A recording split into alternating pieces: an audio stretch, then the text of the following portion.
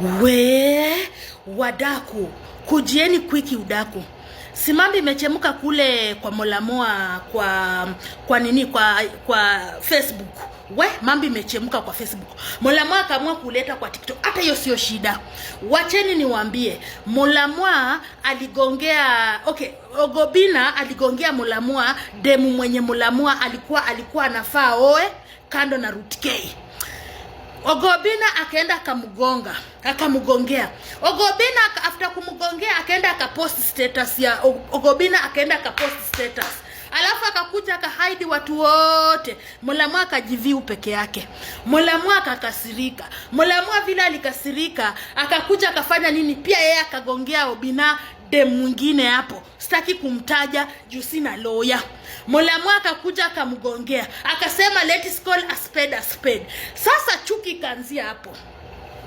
Hii story wanasema ati sijui demu wa Facebook, sijui Ogobina anasema ati demu wa Facebook alisema Molamoa mlipangi, sijui aliita mtoto Papa Shirandula, sijui nini takataka mingi.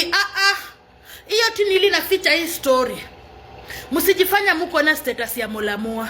Molamoa sasa anataka kuanikana Ogobina na Molamoa. TikTok tumewaachia, platform tumeachia. Tunaomba tu Mungu saa hii mkufi asipatikane, mkufi yoyote asipatikane, mtu wa accident asipatikane. Tutaki watu nyinyi mnajenga TikTok live, nyamazeni. Hii TikTok ni ya mashemeji dabi. Tunaachia Molamoa na Ogobina. Kumba aligongeana Roskoko. Hatari. No wonder Molamoa ako na beef. Anyway, Molamoa wewe ni mtoto wa nyumbani.